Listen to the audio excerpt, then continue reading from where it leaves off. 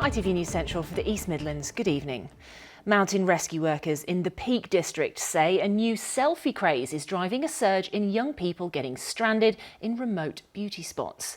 Many, they say, are venturing out to get a hilltop photo after watching videos posted by social media influencers. Now, with the busy Easter bank holiday weekend approaching, the emergency services are warning young adventurers not to get caught out by the weather or by the terrain. Our correspondent Peter Byrne reports. Dovedale in Derbyshire, one of the Peak District's jewels. Once upon a time, you'd associate places like these with an older age bracket. These days, a whole new younger generation is heading for the hills. Influencers on platforms like TikTok and YouTube are bigging up the great outdoors, and where they go, their thousands of followers follow. So what brought you out here today? Saw it on TikTok yesterday, so we came here, see what it's about. Yeah? Do you do a lot? Does that often influence where you go, things like that? Yeah, every day, on my day off. So just come here, have a look on TikTok. Yeah? So what did the TikTok video show? Stepping stones. I have Instagram and TikTok, so I do see stuff on there, and I do look for inspiration for coming to places for hiking. But for some people, you're obviously a keen walker, you know what you're doing. But do you think there's some people that they just turn up just not prepared? Yeah, which can be dangerous. And it's the mountain rescue teams who are picking up the pieces. In 2024, they had 3,842 call-outs, a record year. Nowadays, in contrast to years gone by, the most rescued age group is Gen Z. Definitely seeing a trend nationally and here in the Peak District that there is an uptick in the casualties that we're going to rescue in the 18 to 24-year-old category. We are seeing from the incident reports that they're venturing into more tricky and rural spots that they wouldn't normally access. Hey up, I'm a Nott'm lass. We've just arrived at Wetton. Lucy is a vlogger. She loves walking and posts videos about it on her YouTube channel. Storrs Cave was amazing. Social media, she believes, is driving young people to venture out, but not always in a good way. There's a lot of trends online of people going and seeing these beautiful views around the country, and people want to go and see those views too in person. So I saw an article about a year ago of someone climbing Snowdon in flip-flops.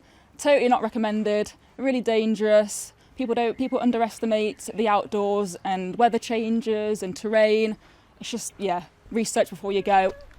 This Easter weekend, thousands of young people are likely to head out into the peaks. The appeal from the emergency services is take those photos, take in those views. But don't take any chances. Peter Byrne reporting there. Next tonight, a victim of the infected blood scandal has told ITV News she fears she might not survive until she finally receives her compensation. Last May, a public inquiry found that victims had been let down by decades of cover-ups by the authorities, and almost £12 billion was set aside to compensate those infected and their loved ones. But with just 40 of 30,000 victims given compensation since December, one woman from Northamptonshire says she's starting to lose hope. Rosie Dowsing reports. This is an apology from the state to every single person impacted by this scandal. That's why what I'm recommending is that compensation must be paid now. In May last year, it felt like the fight was finally over, with an apology from the government and the promise of compensation. But almost a year later, most infected blood scandal victims are still waiting and holding on to that promise. Sue Wathen from Raunds in Northamptonshire was infected with hepatitis C in her 20s. Now 70, she fears she may not live to see a penny. I have said to one of my sons, if this doesn't happen in my lifetime, will you fight on? And he said, yes. So we're quite a long way yet from justice. They cannot go at the speed they're going. There are around 30,000 victims of the scandal infected with HIV or hepatitis C in the 70s and 80s. But as of the 14th of March this year, just 40 people had so far been compensated. Matthew Harris from Brixworth is frustrated by the wait. He was infected with hepatitis C during treatment for haemophilia and also lost 4 cousins through the contaminated blood scandal. And to see those cousins of mine being ill and slowly deteriorating and unfortunately passing away, it's made me angry, extremely angry and sad. I think the majority of us are just kind of hoping and waiting for our, compensation so we can move on and make our lives more comfortable for the time that we have got left. The government says it's put aside almost £12 billion to compensate victims, adding, while no amount of compensation will make up for the suffering people have endured, we are committed to delivering compensation as swiftly as possible. Meanwhile, the Infected Blood Authority told us those with less than 12 months to live will now become a priority for compensation, and next month the inquiry will hold more hearings to examine how long the process is taking. For victims, compensation won't right the wrongs, but it will make life that little bit easier. They can't give you back what you've lost. I know that my persistent illness ended my marriage, my first marriage. I know that, because I was constantly unwell, and it's debilitating for the whole family. So that's not repairable. That type of thing is never repairable.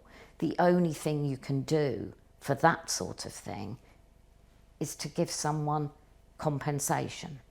I can see the light at the end of the tunnel, but it's not getting brighter anytime soon. It's kind of very slow, almost dormant to some degree, and it's a case of waiting for your name to be pulled out of the hat for them to contact you and start the process.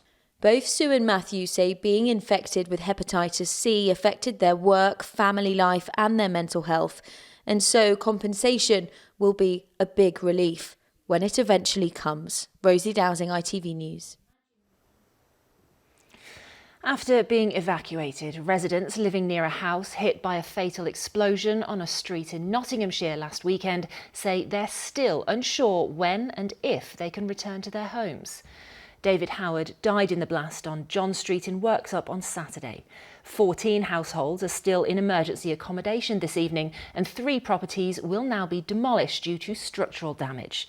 Police have questioned a man on suspicion of murder. He's been released on bail. Urgent action has been taken in a bid to save 2 leisure centres in Lincoln. Yarborough and Birchwood leisure centres both closed without warning after their owner, Active Nation, ceased trading on the 4th of April without staff or members being warned. The City of Lincoln Council has begun an emergency procurement process to find an interim operator to run the centres for the next 2 years. Active Nation has been approached for comment. Finally, a full-size reconstructed Iron Age chariot is on display at Nottingham Museum as part of an exhibition exploring what life was like in the East Midlands thousands of years ago. It's hoped the display will give a glimpse into what life was like for those at the Breedon Hill and Borough Hill settlements. It's the work of archaeologists and students from the universities of Nottingham and Leicester.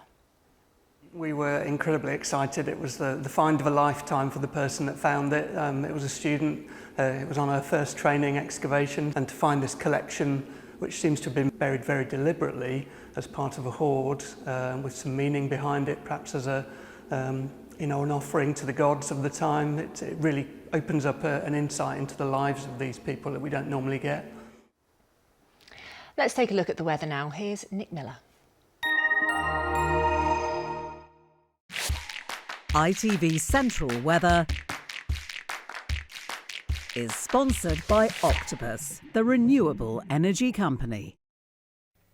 Hello, lovely day today. An area of low pressure is getting closer to us for the start of the Easter weekend. Some uncertainty about how far east it will reach its reign across the UK, but I think we'll get some out of it during Friday night into perhaps early Saturday. And then not much happening for the rest of the weekend. Plenty of cloud around, slight chance of a shower, increasing shower potential as this next system moves into the start of next week. Temperatures throughout the weekend look to be at or above the average for the time of year.